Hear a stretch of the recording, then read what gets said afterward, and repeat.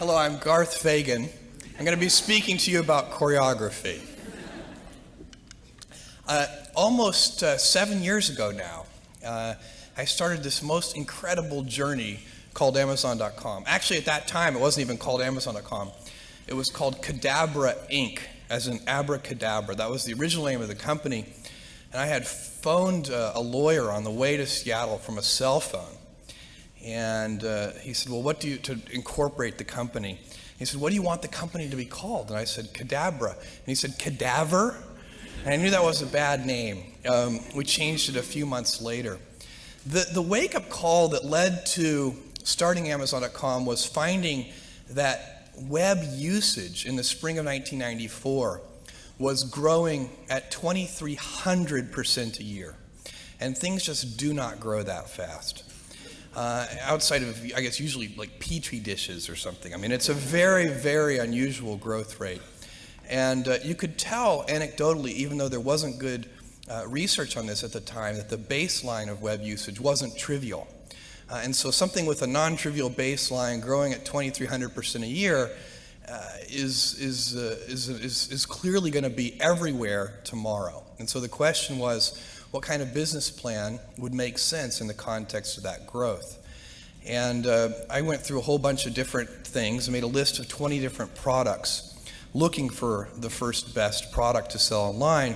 Came up with books for a bunch of reasons, but primarily because books are very unusual in one respect, and that is that there are more of them than there are products of any other category. So there are literally millions of different books in print at any given time. And computers are good at organizing such large selections of products, and you could build something online that literally couldn't be built any other way. You couldn't have a physical world bookstore or a paper catalog with millions of different books. And the primitive technology that was the web in 1994 clearly required that kind of characteristic for a business. It had to be something that could only be done in that way. So that's what led to books. When I decided to do this, I first talked to my wife, who is sitting here in the audience, and she had married a relatively stable, goofy, but still relatively stable person working at a Wall Street firm. I worked at a quantitative hedge fund, and this was a hard decision. And I was looking for the right framework in which to make that kind of important decision. And the right framework I found is a regret minimization framework. And so that's just a nerdy way of saying that you want to project yourself to age 80 and then think back over your life. And if you're 80, what are you want to minimize the number of regrets you have throughout that period of time. I think this is something a lot of people do, maybe subconsciously. Very few people probably name it regret minimization framework because most people are healthier than that. But it was a very clear way for me to think about making that kind of life decision. And the way it helped was I thought, okay, if I go do this thing and participate in this thing called the internet that I genuinely believe is going to be a big deal, and if I fail, am I going to regret having tried and failed? And I knew the answer to that was no. But I also knew that if I didn't try, that I would always regret that. I would always wonder, and it would haunt me until that mythical day, which I actually hope will come. My wife has tried to get me to eat better. One of her heroes is Dr. Weil. So if you're in the audience, your dietary constraints are currently being inflicted upon me. But I suspect it may help me over the long term. And so that was how the decision was made to go do this. And there are just literally tons of stories about the early days of getting Amazon.com set up. We spent about a year building the software infrastructure and getting all the vendor relationships in place and so on and so on. The day before we were ready to launch the store in July of 1995, one of the software engineers, we were looking at our little 400 square foot distribution center. And I remember very clearly this person looked at this. 400 square feet is about the size of a one-car garage. So it was a kind of a toy distribution center, and although there were real software systems behind it. And he said, he looked at this little space, and he said, I can't figure out if this is incredibly optimistic or hopelessly pathetic. And indeed, we didn't know.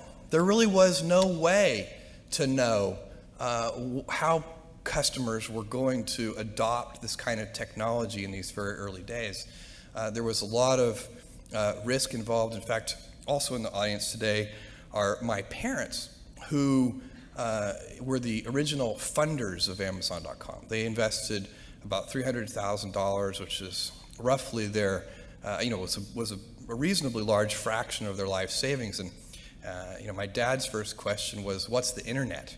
So they were not betting on the concept or the idea. They were betting on their son. I told him I thought there was a 70% chance they would lose their entire investment, that was an important disclosure because I wanted to be able to go home for Thanksgiving dinner no matter what happened. I'm very happy that that investment has worked out very well for them. But it was I was giving myself triple the normal odds. Startup companies are very tricky things, and fewer than 10% of them actually go on to make any return on an investment at all. And so I was giving myself a 30% chance, and just wildly overconfident. But things actually worked out. The planets aligned in those early days, and startup companies need early planetary alignment because there are so many things that can go wrong. And when we launched that store in July of 1995, we were shocked at the customer response.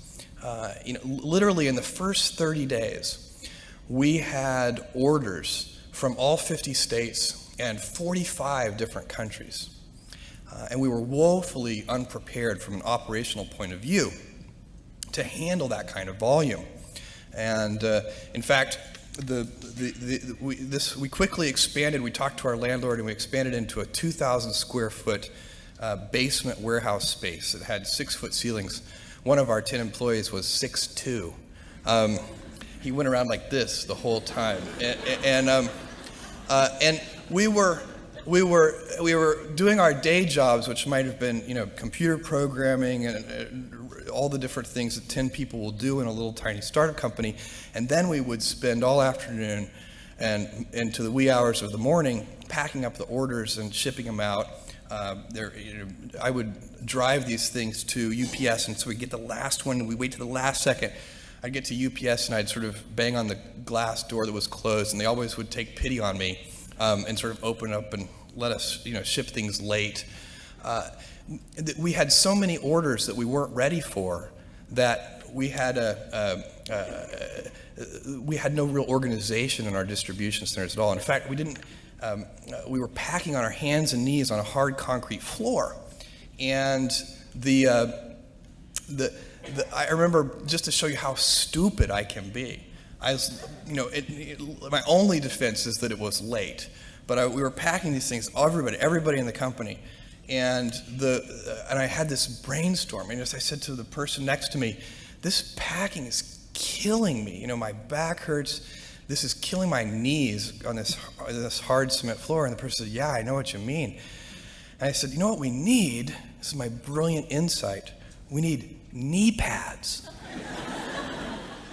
I was very serious. And this person looked at me like I was the stupidest person they'd ever seen. They're like, "I'm working for this person. This is great." And said, "What we need is packing tables." And I looked at this person, and I thought that was the smartest idea I'd ever heard. The next day we got packing tables, and I think we doubled our productivity. That early stage, by the way, of Amazon.com, where we were so unprepared, is probably one of the luckiest things that ever happened to us, because it formed a culture of customer service in every department of the company, every single person in the company, because we had to work with our hands so close to the customers, making sure those orders went out. really set up a culture that served us well. And that is our goal, to be Earth's most customer-centric company. And I think this says 0 now, which I'm suspecting means it's time to turn it over to questions. So I will do so.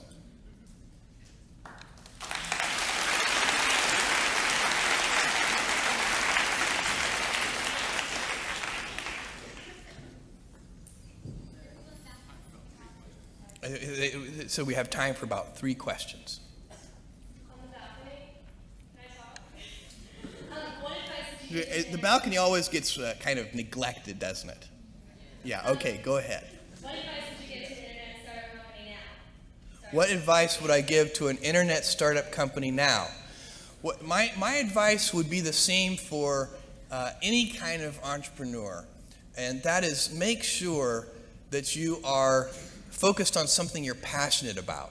So if you look at the early internet companies, they were started and focused on doing something that they thought was very interesting long before the internet was fashionable in any way.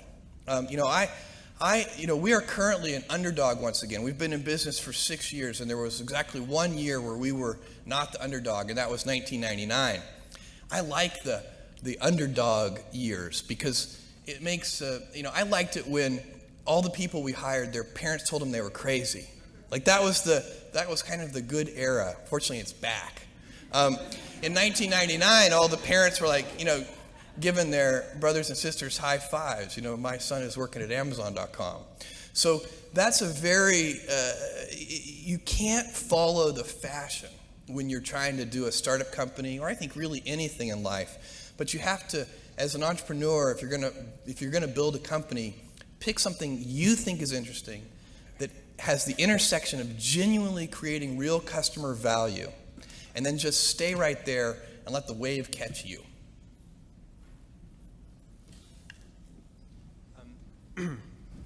Grant Hutchins from Edmond, Oklahoma.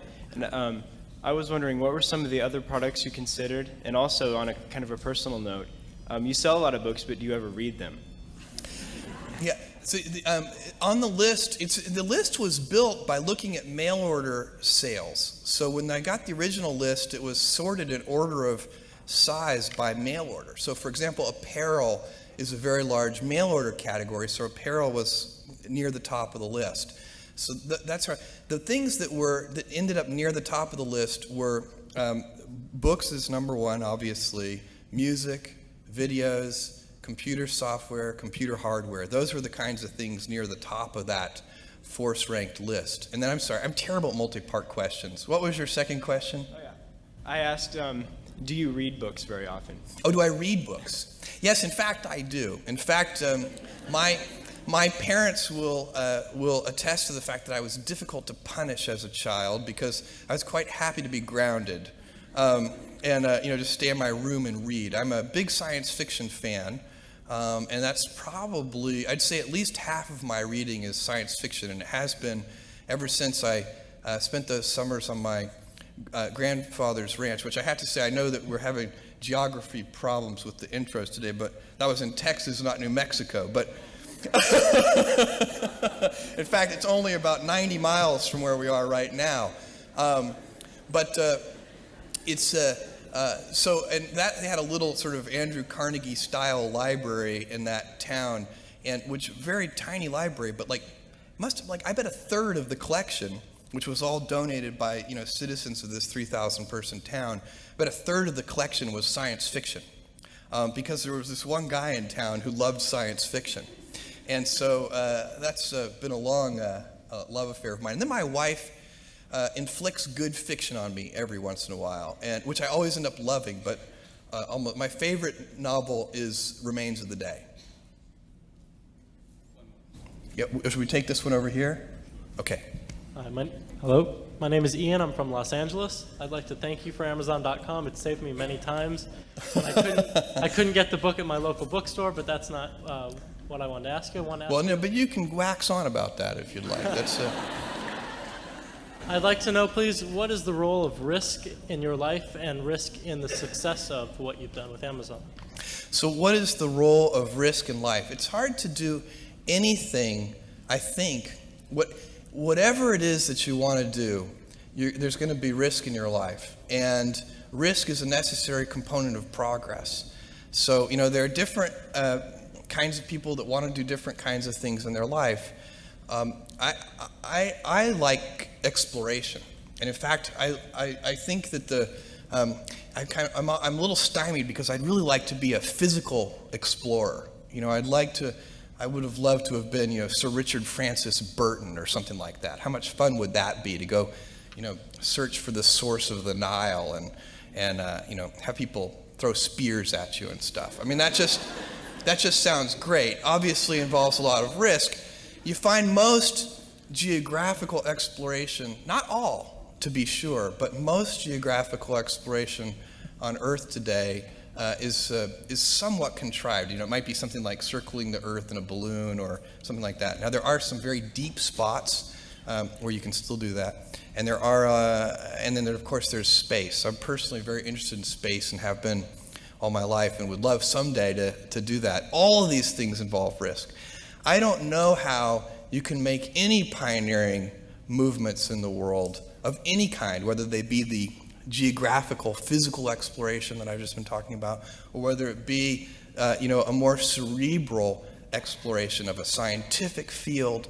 Or I bet you could ask that question of every speaker here, and I bet that every speaker here has taken substantial risks, whether it be intellectual or otherwise, to achieve what they've done.